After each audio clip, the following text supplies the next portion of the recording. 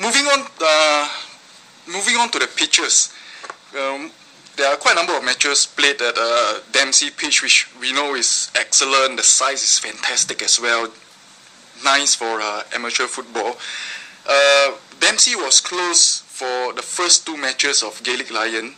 You had to play in the Carlisle Hostel, which was not very good. The size is pretty nice, I thought. It was the name of it. How about the pitch at this Japanese association you played last Saturday? How do you? Yeah, that wasn't. It was quite hard. It was funny. It was a little bit hard. In terms, I think the pitch itself is probably one of the better ones that we played in. Away from Dempsey is one of the better pitches we played on. Okay. Sorry, Jerry, give me a second, please. Yeah. Jerry, sorry, can we go back to the pitch again? You were talking about Carlisle Hostel, which is not really great. You were saying. Yeah, I think of all the pitches we played on this year, probably Carlisle would be one of our least favourite pitches. Yeah. And you were there when you were there at the time. They were still rolling the pitch, but it didn't help, because of the rain and all. Probably they need to do a bit of patching and stuff like that. But I do agree with you. Carlisle Hostel isn't one of our best pitches.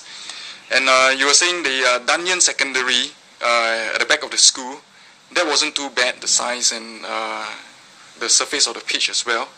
Yeah, correct. Yeah, I know it's a little bit slanted, I think, on one side, but I mean, we're used to playing on those kind of surfaces back home in Ireland. So a slanted pitch isn't so bad, but a pitch that's boggy. Yeah. Because especially if it rains and it gets boggy, it drains all our energy very quickly.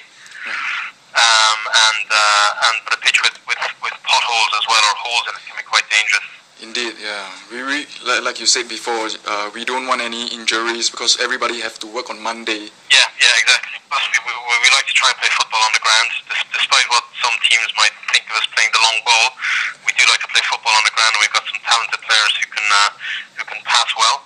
Yeah. So having a good pitch and a good surface is important to be able to play that kind of football. Yeah, and you were saying that this is one of the aspect of EFL that you would like to see improve the pitches. Yeah. I think of all the having experienced ESPN and now EFL, our only gripe would be the pitches that we play on when we play away from Dempsey. Obviously the British club pitches is again. It's on a slant, it's downhill, but the actual surface, the playing surface itself, is pretty well maintained and pretty good. Yeah. So we wouldn't have any other problems with the EFL just apart from the actual quality of the pitches. Even sometimes, I mean, it's quite nice to play on an AstroTurf pitch if necessary, because we get the surface and even if it's raining, we can still play. Right. Most of the Astro pitches in Singapore are quite small. There are the minorities like Toa Payoh Secondary and St. Wilfred, which is pretty hard to get. Have you played on other Astro pitches other than these two? How do you feel about it? Yeah, we played at, I think it's at Thomasek Secondary School on Upper East Coast Road. Sorry, which one is that? I think it's Thomasek Secondary School. East Coast, Thomasek. Yes. Thomasek Secondary, right. Thomasek Secondary at East Coast Road, and there's one up in Yishun. Yishun Orchid Park. But it's not very wide. Yeah, that's right. The pitch there is quite small. It's a good surface. It's that rubberized surface. Right. But to be honest, I mean, the grass pitches and AstroTurf pitches present their own problems. The AstroTurf pitches tend to get very hot. If you're playing on a hot morning in Singapore, they can get very, very hot. And they present their own problems as well. So I think our biggest gripe about playing in football, in general in football in Singapore, is the weather. We don't cope very well with playing it in the hot midday sunshine. Yeah. I do get a lot of that as well. Whenever I put some teams playing in the Astro pitches, they tend to complain about the heat coming up onto their boots. Yeah. We play at there's a secondary school out in Yishun. Yeah. Or no, it's in near the airport. Near the airport. Would that be Bedok Green Secondary? There's a big pitch there with a running track around it. Oh, okay, Meridian JC. Yeah, that's it, Meridian College. Yeah. Yeah, Meridian College. Yeah. Yeah, we played out there as well, and that one when you're playing at like 1 o'clock kickoff, and the sun is beating down on the AstroTurf, you can feel the heat going through the soles of your boots. Oh yeah, I can imagine. And your feet are boiling hot before you've even completed your stretching and warm ups properly. Okay. So other than the pitches, what else would you like to see? What other improvements would you like EFL to see in the future? I think one of the things on which is pretty useful from the SPZM, which we carried over, would be registration of players. Yeah. Having some sort of a player registration for clubs. I think it's a little bit too easy for clubs to bring in players for specific games. Yeah. I know that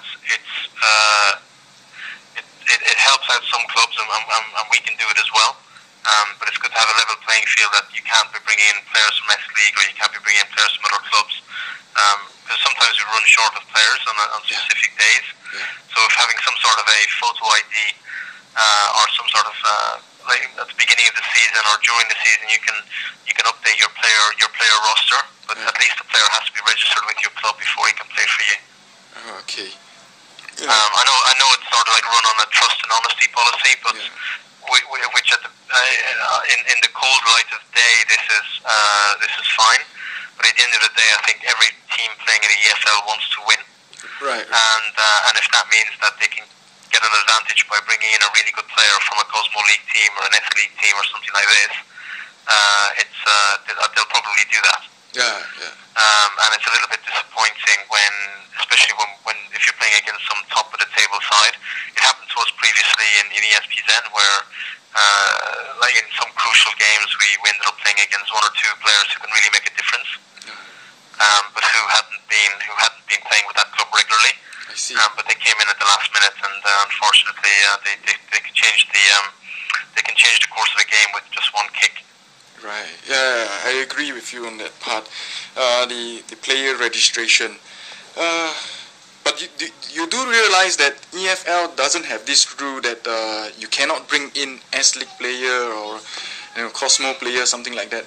We have no rule on that. Yeah, but I think it comes back again to the quality and honesty of the teams in EFL that we've come across so far has been second to none. And we're very impressed, even when we had a small problem with the Titans, the way that the other players reacted to their own players' misdemeanor was proof that they're a genuine, honest, good, just footballing team who just want to have fun. Right. Just want to play good football, and they don't want to have any sort of problems. We see ourselves as a very sporting team. We'll always give 3 cheers to every team we play, whether we win, lose or draw. And that's something that we will always continue to do, and it's good to see that other clubs are reacting the same way. So we do rely a lot on the honesty of the other teams. But I mean, it would be nice. I know of teams in the Cosmo League and others who are bringing in some ex players like Jason McAteer playing for them, or Paul Parker. So it's nice to be able to bring in invited players and play with these kind of guys. Yeah. But obviously there needs to be some sort of control over it as well, so that people are not just bringing along brilliant players for 1 week for important games, which can obviously stop us from winning the league possibly. Yeah, there's something for us to think about. Okay, so before we wrap it up, Gaelic Lions, you were leading the Premiership most of the season. Now you're second in the table. You played 1 game more than the rest. What do you think your chances are? I mean, you have played most of the teams. What do you think your chances are at the end of the season? I think at the beginning of the year, we set ourselves a goal of a top 3 finish in the league. We have, over the course of the half season we've played so far, we're now convinced that we can do better than a top 3. We also feel that the quality of the sides in the league, everybody is capable of taking points off of the other teams. Yeah. So whilst I think we recognise that we we cocked up on Saturday in the result against Arsenal, where we really needed 3 points to stay to keep the other clubs under pressure. Yeah. We still believe that in the next 9 games for the other teams will struggle to take points off each other, and we still have to play our two who we see as our main challengers, as Buena Vista Saints, British Club, and Equatorial Vipers. Right. We have to play them again in the second half of the season. So if we can get the results against these guys, and then hope that maybe Arsenal or some of the other clubs in the league will do us favours, we would still expect to be in with a shout of winning the league at the end of the year. Yeah. I'm looking at the table right now. Out of these 9 games, you have scored 24 goals, which is 5 more than the rest. And you have conceded a mere 12 goals. So it does seem that you are going in the right direction, Jerry. Yeah, it's a matter of consistency. Again, on Saturday against Arsenal, we didn't have a regular centre half pairing. We had a makeshift backline who haven't played together before, and I think that the 2 mistakes we made for the goals, they were early Christmas presents that we gave to Arsenal, were very much a result of not having regular centre halves. So we do feel that if we can consistently get our best players out on a pitch fit on a Saturday, we can beat any team in the league. Yeah. But the EFL is not a sprint; it's a marathon. It's 18 games where we have to perform consistently, and we know that we can't afford to make mistakes like we did on Saturday. So we know what we need to do in the second half of the season to win the league. So it's just a matter of making sure that everybody is focused and pulling in the same direction, and that we get back to the consistent play that we had I think after our first few games. Between October and December, we had a run of games which brought us to the top of the league, where we were scoring a lot of goals and playing good football. Yeah, that's right. We need to get back into that rhythm. I think we've lost that a little bit in the last few weeks. Yeah. Well, thank you very much again, Jerry, for your time. Good luck for the rest of the season. Pleasure. Till we meet again, Merry Christmas, Happy New Year. Likewise, and same to all of the EFL. Thank you, Jerry. Thanks. All right, cheers, Eugene. Take it easy, man. Good day. Happy Christmas. Bye. Bye.